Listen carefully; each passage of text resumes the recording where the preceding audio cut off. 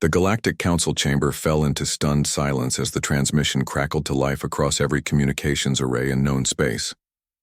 For 317 years, the frequency had remained empty, a dead channel that served as nothing more than a historical curiosity, a reminder of the species that had vanished without explanation. Ambassador Zethkri's 4 eyes widened in disbelief as the unmistakable patterns emerged from the static. The mathematical sequences, the prime number progression, the basic geometric theorems, all exactly as they had been taught in xenoarchaeology classes. It was the humans' greeting protocol, unchanged after more than 3 centuries. "This is Admiral Sarah Chen of the Terran Expeditionary Fleet." The voice was clear, confident, speaking in perfect galactic standard. "We're requesting immediate audience with the Council. We have much to discuss." Panic rippled through the assembled delegates. The Vrex ambassador's chitinous plates rattled in distress. The ethereal luminos flickered between spectrums of visible light. Even the stoic Korthani delegation shifted uneasily in their crystalline forms. Humans, the ghosts of the galaxy, had returned. 3 centuries ago, humanity had been the youngest species admitted to the Galactic Council, brash, aggressive, and unsettlingly innovative. They had colonized 17 worlds in just 50 years, their expansion rate dwarfing even the most ambitious civilizations. Then one day they simply left. Every human colony evacuated overnight, every ship recalled, every diplomatic post abandoned. They had retreated beyond the galactic rim and vanished into the void between galaxies. The official record stated they had been pursuing alternative development paths. The truth was more troubling. The Council had grown uncomfortable with human military advancement and had begun implementing restrictions, subtle at first, then increasingly overt. Limitations on ship classifications, prohibitions on certain technologies, trade sanctions disguised as safety protocols. The humans had said nothing. They had simply smiled, packed up their entire civilization, and disappeared. Now they were back. "Admiral Chen," Council Speaker Morvac's voice trembled despite his diplomatic training. "The Council welcomes your return. We had assumed that we were dead?" Chen's laugh carried an edge that made several delegates shudder. "Not quite, Speaker Morvac. We've been busy."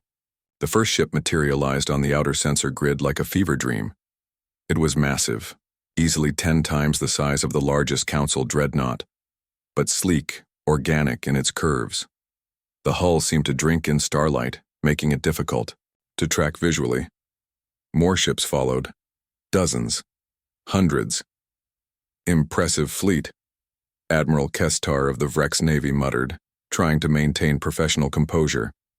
"Though numbers alone won't—" His words died as the sensor readings updated. Energy signatures that defied current physics. Mass readings that shouldn't be possible. Weapon systems that registered as error. The computers couldn't classify them. "We'd like to reapply for Council membership," Chen continued conversationally. "Of course, we understand there might be some reservations about our technological development. Perhaps a demonstration would be appropriate." Before anyone could respond, one of the human ships, a relatively small escort vessel, moved toward the edge of the system. The target was obvious. Kepler 442c, a dead world that had been stripped bare by mining operations decades ago. A worthless rock that served as little more than a navigation marker. "What are they?" began Counselor Hithmay of the Aquatic Collective. The world simply ceased to exist, not exploded, not shattered. One moment the sensors showed a planet-sized mass, the next showed nothing but empty space and a fading energy signature that hurt to look at. Even the debris field was gone, as if the entire celestial body had been edited out of reality. The Council chamber erupted into chaos. Delegates shouted in a dozen languages. Emergency protocols activated. Several species representatives immediately began broadcasting surrender codes. "Gentlemen, ladies, and diverse entities of the Council," Admiral Chen's voice cut through the pandemonium like a blade. "I believe we have your attention now." Council Speaker Morvac's throat worked soundlessly for several moments. "What?" What do you want? The same thing we wanted 3 centuries ago, Chen replied. To be part of the galactic community. To trade, to explore, to share knowledge. The only difference is that now we're making the request from a position of strength, rather than as supplicants begging for scraps. But the weapon, Admiral Kessiter managed, is one of many innovations we've developed during our sabbatical. We call that particular device a reality editor. It simply convinces the universe that the target never existed in the first place. Very clean. Very final. We have others, of course. Would you like to see them? No. The word burst from a dozen throats simultaneously. Then perhaps we can discuss terms. The warmth returned to Chen's voice, though it carried an undertone that made everyone deeply uncomfortable.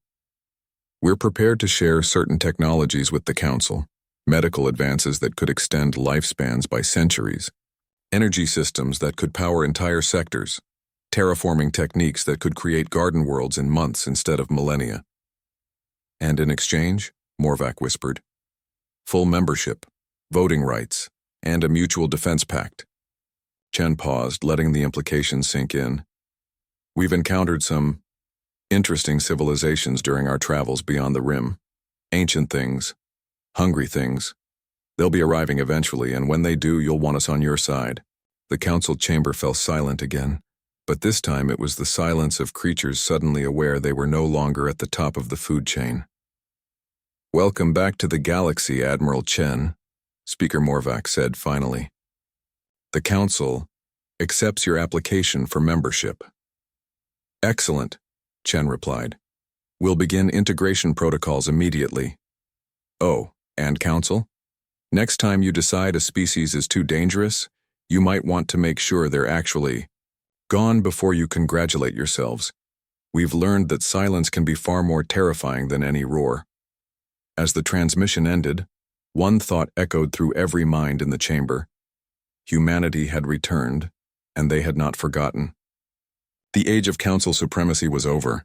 The age of human ascendancy had begun.